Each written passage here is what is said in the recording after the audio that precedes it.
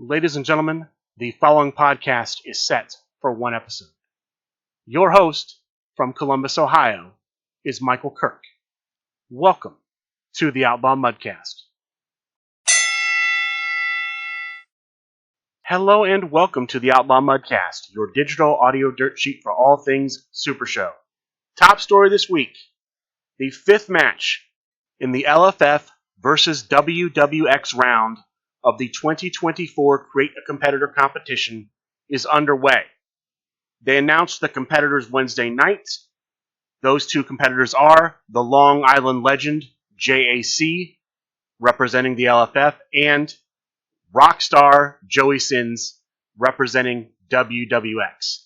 The match launched Friday. It's currently underway. It'll go until Wednesday night. Now, they have been saying 9 p.m. Wednesday night. I've seen also a post say 10:30 p.m. Wednesday night Eastern Time. We'll have to see. I've seen both times on posts for this week. But Wednesday night will be the final day to vote for either JAC or Rockstar Joey Sins. As you know, I'm a big JAC supporter. I'm the steward for him in this competition. I urge you to vote for JAC. As of Saturday night, here is where the totals stand.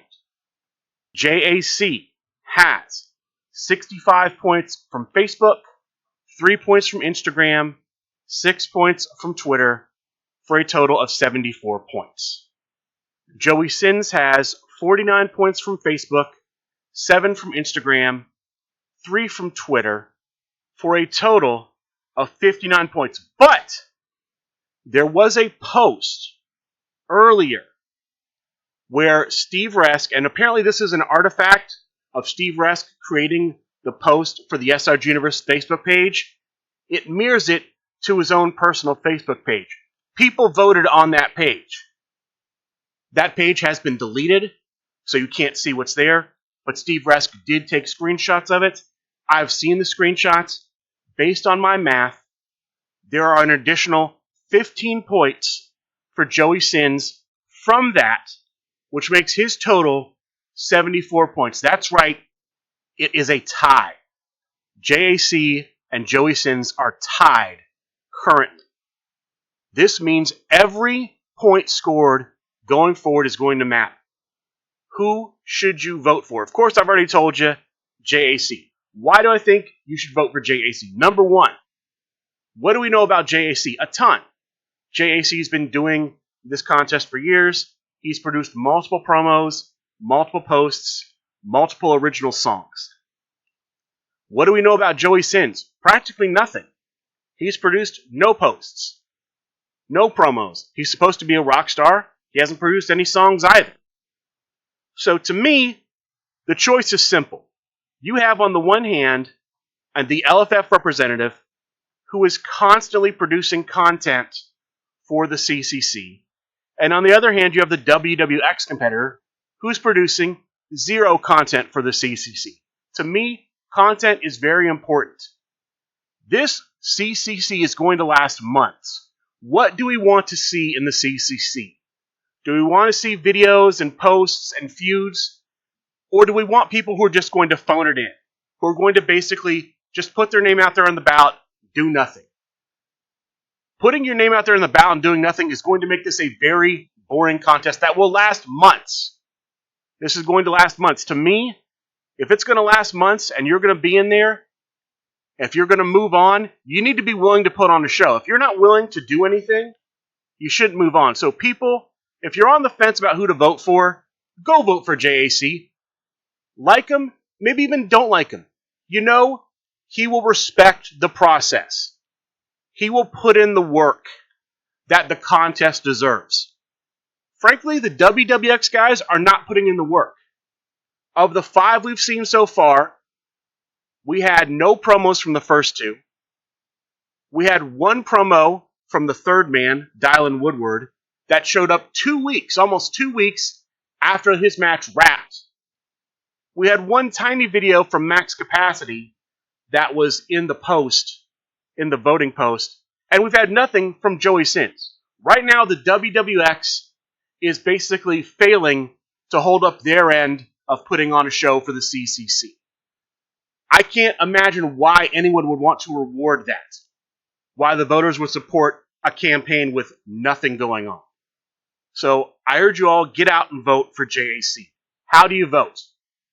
If you go to the SRG Universe Facebook page, there's a post.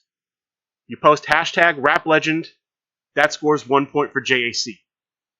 You post a GIF under that hashtag, that scores an additional 2 points. You shoot a short little video supporting JAC, post it under that, that's another 3 points. That's 6 points you can give JAC. You can go over to the SRG Universe Twitter account. There's a post there. Do the same thing. Hashtag rap legend, GIF, video, that's another 6 points. You can go over to the Instagram account for SRG Universe. There's a post there. Under there in the comments. Hashtag rap legend for 1 point, a GIF for another 2, that's another 3. You can get up to 15 points for the person you're supporting. So I urge you, get out there, give JAC those 15 points, get him over the hump. Point-wise, this is not just one of the most contentious matches, it's one of the highest scoring. 74 puts both of them in the top for both basically LFF and WWX. It's the best WWX has done this whole time. The next highest total, I believe, was mid-40s, 45, 46, somewhere in there. This is at least 50% above that. So we have a lot of points. Most of that not coming from the WWX supporters. It's LFF crossover votes, which again, I don't get. Why do you want to see a guy move on and have more matches who's doing nothing? Makes no sense to me. Support people who will do things. Look, you get what you reward. If you want people who are going to be passionate and put in effort, you have to reward the effort. Because guess what? People who are thinking about doing this contest in the future, if they see people doing nothing win matches, they're going to say, oh, doing nothing is perfectly fine. And so next year's contest will be more boring than this year's. It'll send a message that you don't have to work hard to do this. And is that what we want, a CCC where nobody feels like they need to work hard to put on a good show because the voters aren't rewarding that? And maybe that is true. Maybe the voters don't care about the promos and the posts and the videos and any of that. In which case, if that's true, you have to ask the question, does the CCC even need to exist?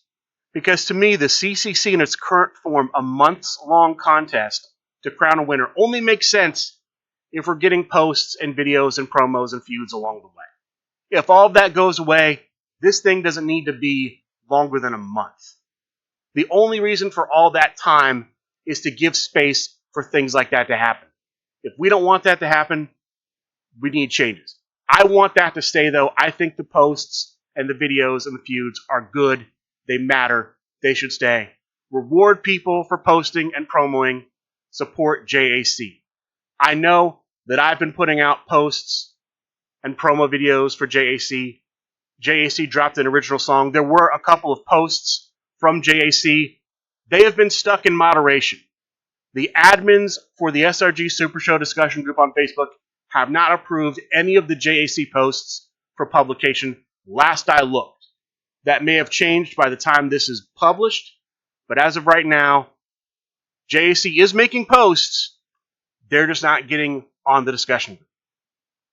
The next big story I have for you revolves around updates to LFF tag team rules. These updates are only for either championship matches or tournaments run under the auspices of General Manager Candyman. Here's the rules change. Partners on a tag team must target different players. So, for example, and I'll use the match where this came up earlier this week during Monday night's event, She Unit versus the Skyriders. The Nightmare King and Casey Ryan versus Yasmin and Candyman. Yasmin and Candyman making up She Unit, Nightmare King and Wolf Guardian Casey Ryan making up Skyriders. The Nightmare King and the Wolf Guardian both targeted Candyman with their gimmick. Nightmare King was using Commissioner Drew Matson. Wolf Guardian was using Witch Hunter General, so two burial gimmicks designed to destroy Candyman's hand when those gimmicks went off. This is going to be a big change because, just an example I gave you, that's been a big strategy for years. Destroy one player's hand, be able to then play whatever you want to against them, and it will hit. Eventually play the finish, force the partner to stop that finish, bury their hand. Now both of your opponents have no cards in their hand. This is going to make that strategy less effective going forward. And it's been a strategy that's been pretty much a bedrock strategy of Super Show tag team play for years. I remember back in 2018, I was in the finals of the PAX Unplugged tag team tournament. Our opponents were playing Witch Hunter General and Aerial Lipstick pre-2020, who is a similar gimmick currently to Commissioner Drew Madson's. Commissioner Drew Madson's gimmick is patterned off the revised Aerial Lipstick gimmick, off the errata gimmick. And that team devastated us because that is an effective strategy. That strategy is now going to go out the window. So this could very well affect a lot of how Super Show tag team is played. We'll have to see. But that is a big rules change. And it's not across all tag team events and tournaments. It's only ones run by Candyman. Only her championship matches and her tournaments will conform to those rules. Other tag team tournaments may allow both partners to target one person with their gimmicks. We'll have to see how many people running tag team tournaments decide to use the Candyman rules or just the regular rules. It does not change standard Super Show tag team rules. In regular Super Show tag teams, you can still target the same person. Both partners can still target one person. It's just going to be restricted to her events. We'll see if this gets adopted widely or not. Right now, though, that is the big change to tag team rules. Product news. We have some news about Super Show products. First, a new competitor has been added to the Grand Packs. These were packages that debuted at Grand Gathering 4. They had one competitor with a full set of finishes and a 1-27 deck in them. They included competitors like Swoggle, Captain L Shoes, a new Scarlet Graves, a new Ember Wolf, a new Devil's Advocate, new Forley Flynn, a number of new competitors. They have added Ring Admiral Grumpy Thunder to those packs. So if you buy one of those packs, you may be able to pull a Ring Admiral Grumpy Thunder. I'm not a big fan of this change being added to the current wave. I would have put it on a future wave. Because a lot of people who wanted to get the competitors in the wave bought a bunch of these at Grand Gathering 4 so they could potentially get all of them.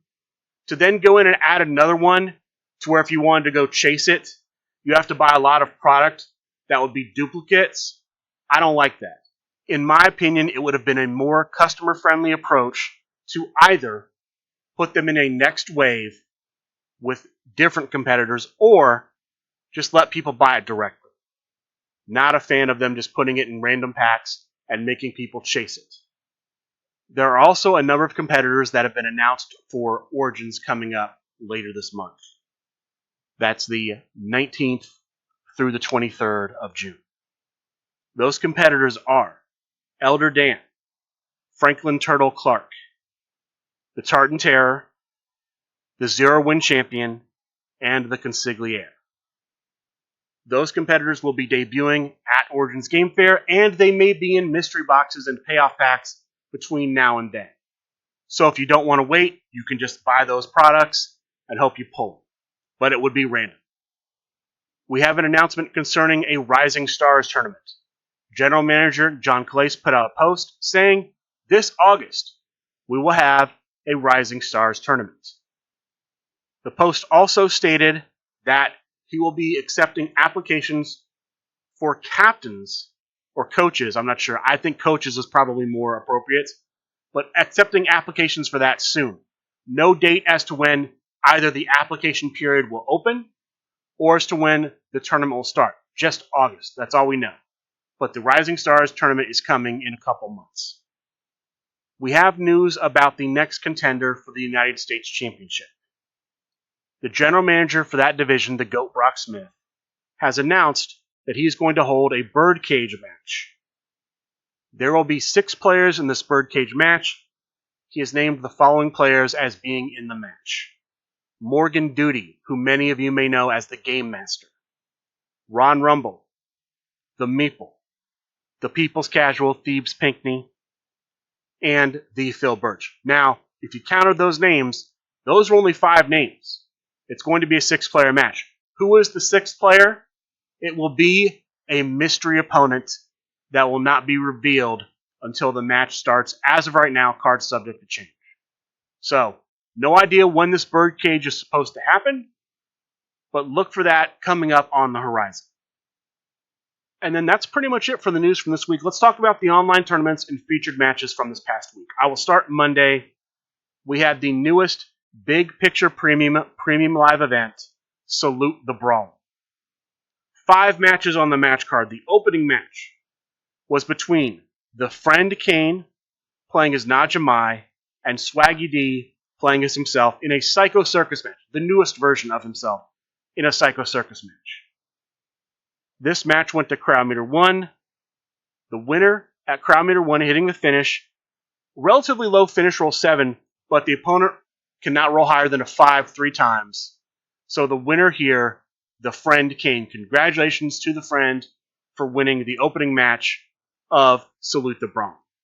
The second match of the night was a triad match between the prize fighter Simon Davner, playing as Ryan, versus the Meeple, playing as the Meeple's champion, the original Meeple's champion, versus the Goat Brock Smith, playing as the original version of the Goat Brock Smith. It was supposed to be Rowdy Ron in that final spot. Unfortunately, he apparently was injured, could not perform, so the Goat Brock Smith last-minute substitute. This is a long match. It ends up going to crowd meter 3. It's so long that the Phil Birch decides to make a rules change mid-match.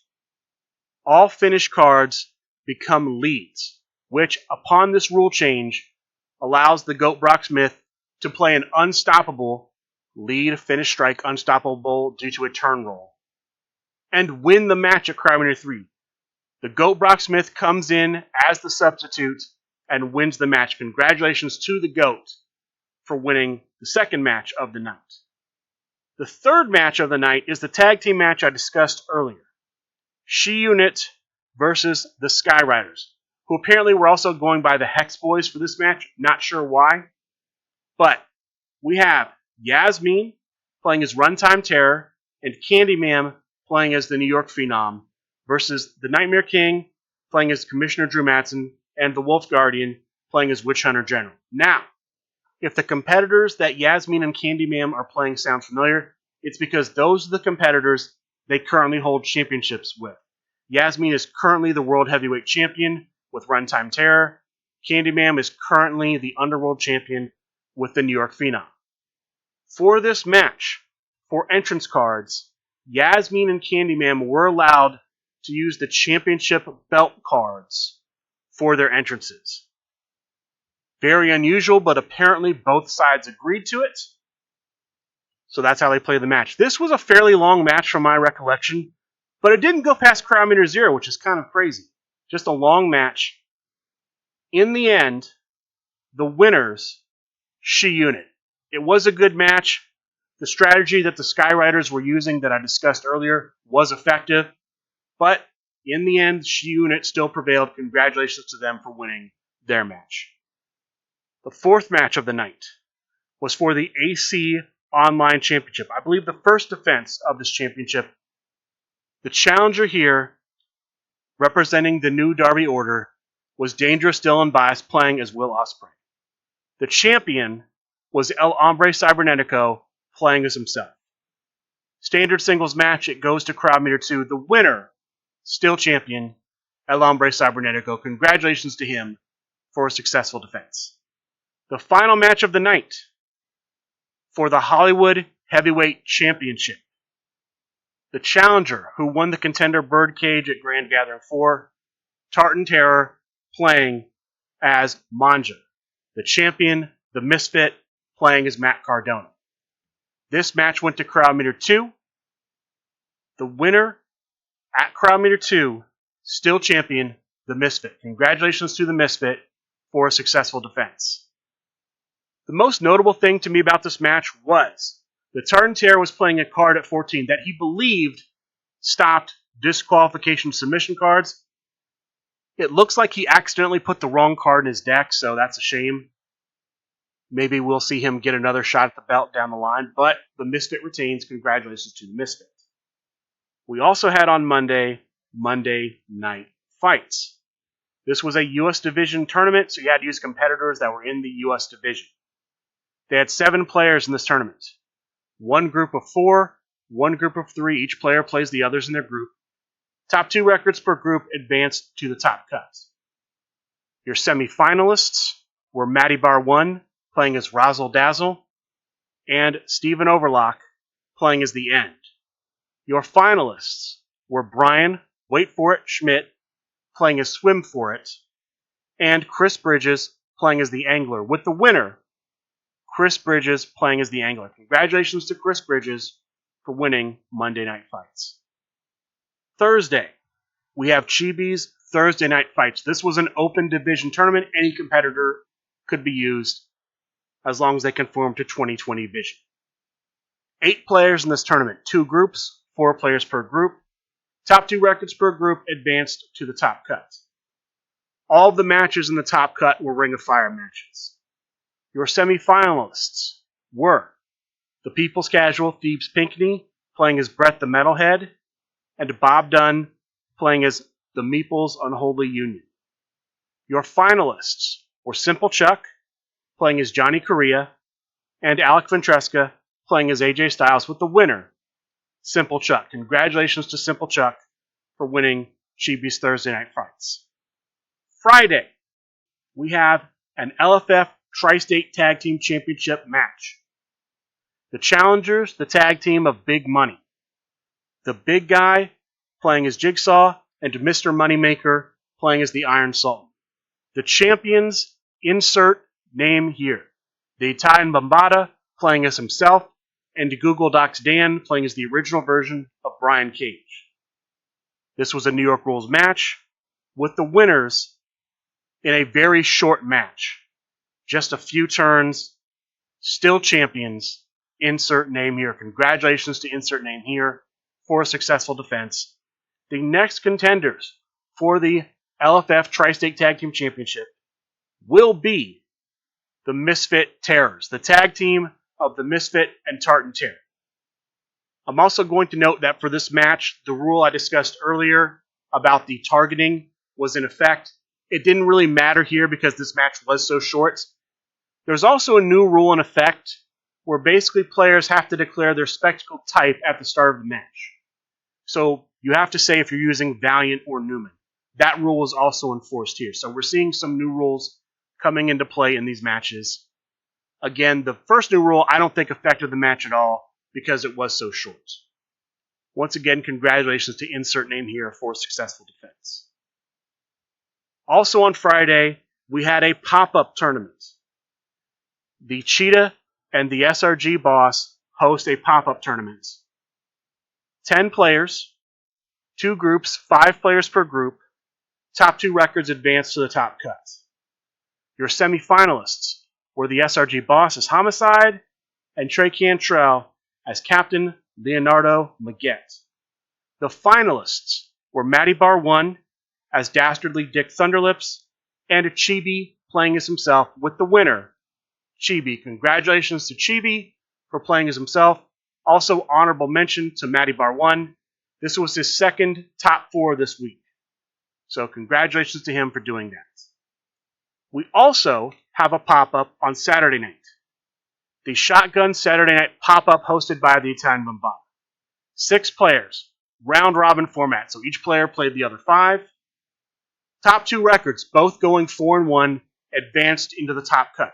That was the big guy playing as the original version of the High Roller, and Zach actually playing as Stylo in a submission match with the winner, the big guy. Congratulations to the big guy for winning the Saturday night pop-up event. This brings us to Sunday night fights. there were only 2 matches on the match card for Sunday Night Fights. The first match was for the Underworld Championship. The challenger, Le Penguin, playing as Backpack Man. The champion, Candyman, playing as the New York Phenom. Standard singles match, relatively short, does go to crowd meter 1. The winner at crowd meter 1, rolling at 10, Le Penguin. Le Penguin is the new LFF Underworld Champion. Congratulations to Le Penguin for winning the championship. The final match of the night was for the LFF Tri-State Championship. The challenger, the New York Phenom, playing as his own competitor, the New York Phenom, so 2 New York Phenoms in these 2 matches. The champion, Ryan Pierce, playing as Matthias, son of Zeus. This is a New York rules match, so it starts at crowd meter 1, and there are no disqualifications. It goes to crowd meter 2, a bit longer. The winner here at crowd meter 2, still champion, Ryan Pierce. Congratulations to Ryan Pierce for a successful defense. We have 1 new champion and 1 defending champion. Both New York Phenom players end up losing, which is unusual, but it happened here. That was Sunday Night Fights. After Sunday Night Fights, General Manager John Calais and 3 people that are part of the Project Spider committee came on and gave some updates for Project Spider. I'm just going to go through the bullet points, what I think is kind of the most important stuff. When they release the World Division and the Underworld Division, there will no longer be numbers. We won't get a 1 through 32 and a 33 through 96. We'll just have 32 people in the World Championship Division and 64 people in the Underworld Division. We won't know who's the highest ranked in the Underworld and who's the lowest. There are 4 competitors that were not in any division that have been added to divisions. The Freak, who has been added to the Hardcore Division. Joe Lapuki, who has been added to the Intergalactic Division. 8-Bit Eric, who has been added to the Intergalactic Division. And Citizen X, who has been added to the Underworld Division. Going forward, starting here and going forward, competitors from the old school packs and the Grand Battle packs that have previous versions in the game, they will be treated as separate competitors.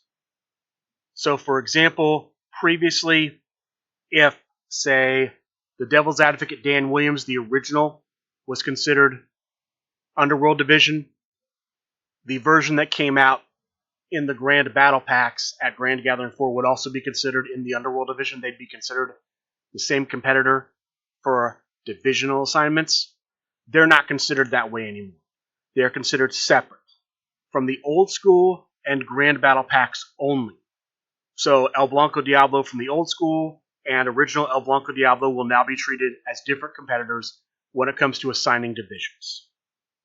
3 competitors were promoted to the World Championship Division. The Witch's Apprentice, the Rising Sun, and all versions of the Rising Sun. There are 2 different versions with different gimmicks. For this particular purpose, they're being treated as the same. They may be split up later. And then the Ikuzo version of Bell. Those 3 are joining the World Championship Division, which means that 3 competitors need to be demoted. So, Theo the Greek Neo, the original version, El Super Santa, and the old school version of Cyclone will now be in the Underworld Division. We've also had a number of competitors moved up into the Underworld Division. Citizen X, Grinch Pit, the rookie version of El Super Hombre and the rookie version of Snake Pit, the New York Phenom, Sherry Von Danish, and Quadruple H. Because we have characters moving to the Underworld Division, being demoted from the World Championship Division or being promoted up to it, the following competitors are leaving the Underworld Division. Matty Bar 1, Hamish McDeath, Peter Lionheart, the Above Average Warrior, Sergeant Yoga, Candice LeRae, and the Phenomenal One. They are moving out of the Underworld Division. Some of them are going to Global, some of them are going to the Old School Division. The rest are being assigned. All of this is up on the SRG Super Show discussion group on Facebook in a pinned post. And they will be releasing a searchable spreadsheet so you can type in a competitor and see exactly what division they're in. That will be coming soon, so look for that to get posted. The next update to this list will be after Gen Con this year, so after August, before Faction Wars, before a lot of the creative competitor tournaments happen, there will be another change to Project Spider to the division rankings. There were some other division changes too. Some people got traded, but that's the basics of the Project Spider updates. We also have some news about the LFF World Heavyweight Championship. The next defense for Yasmin, the current champion, had been announced. It was supposed to be in June. It was supposed to be against Mark Perry. Yasmin will be at Origins Game Fair. Because of this, she will defend in person against a competitor to be named later. We don't know who she's going to be facing, but it will be in person at Origins. Now let me go ahead and talk about some other upcoming things. Next week, Sunday night, is going to be the player draft for the Super Show Olympics. That's taking the place of Sunday Night Fights, but there will be one match on the Sunday Night Fights match card. It's going to be a triad match. I'll give you the details on that 2 weeks from now. Because of the draft, because of how long I anticipate the draft taking, I do not believe that I will be able to cover the draft and cover Sunday Night Fights on next week's show. I try to do that. I don't think that's going to be possible here.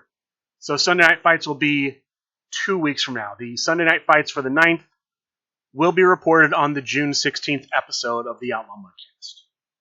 As far as the draft itself, the current plan is to cover it on its own special episode of the Outlaw Mudcast. So look for that happening relatively soon. As far as events coming up for next week, there are a lot of events currently listed on SuperShowTheGame.com under Shop, under the Events and Online Events section. First, we have Monday Night Fights. $5 entry fee, global division event. Ace Austin is booked. There will be stipulations in the top cut. The top 8, the quarterfinals, if necessary, will be dark matches. The semifinals will be New York rules. The finals match will be a claim to throne match. Starts at 8 p.m. Eastern. Zoom becomes open at 7:30 p.m. Eastern. You have to send Brian Waitford Schmidt, your competitor, before you join the Zoom. That's this Monday. Friday, June 8th. Jax Kenny, Pet of the Year, presents Ladies Night. $5 entry fee, 7:30 p.m. Eastern start time. You have to use a female competitor, or you could use Harvey Lester or Effie. Any female competitor or those two are eligible to be used. You don't have to send in a deck list. 2020 is in effect. This is a $5 event. And I said Friday, June 8th. That's incorrect. It's Saturday, June 8th. Friday, we're going to have She-Unit Pride Takeover. This is a free event. No entry fee. 8:30 p.m. Eastern start time. It's an Underworld Division event, so top 32 booked, all of their singles competitors legal. Every competitor is considered to have the entrance summoning circle in addition to their own entrance. There will be no stipulations in this event. Again, She-Unit Takeover, Friday, June 7th. Candy Ma'am, Yasmin hosting this event. There are some additional Monday Night Fights up. Feel free to check those out. I will probably talk about them the Sunday before each one happens, just in the interest of time. But if you want to check out those upcoming events, feel free to do so. And then, of course, the big convention at the end of the month, June 19th through June 23rd, Origins Game Fair, Columbus, Ohio, Greater Columbus Convention Center. And one last thing, I have an additional update on the scores as I have them for the 2024 Creative Competitor Competition. For the 5th match in this round, JAC versus Joey Sins, I have, as of right now, with 78 points on Facebook, 9 points on Instagram, 6 on Twitter for a total of 93. JAC leading over Rockstar Joey Sins, who I have currently with 73 points on Facebook, 10 points on Instagram, and 3 points on X. This is a very, very close match and a very high point match. I can tell you right now, this is the most points that anybody has gotten from WWX. I think both people are in the top 3 point getters. Going from memory, the highest point getter up to this point was Rainbow Apocalypse with 92. JAC now 1 ahead. Joey Sins only 6 below. So this is a huge match. This is the kind of match JAC puts on, folks. You know JAC puts on bangers. That's why JAC should keep going. Get out there and vote for JAC. You have until Wednesday night, at least 9 p.m. I would say get your vote in before 9 p.m. Send JAC on to the next round of the 2024 CCC. With that being said, that's going to do it for this week's episode of the Outlaw Mudcast. I would like to thank all of you for listening, and a good day.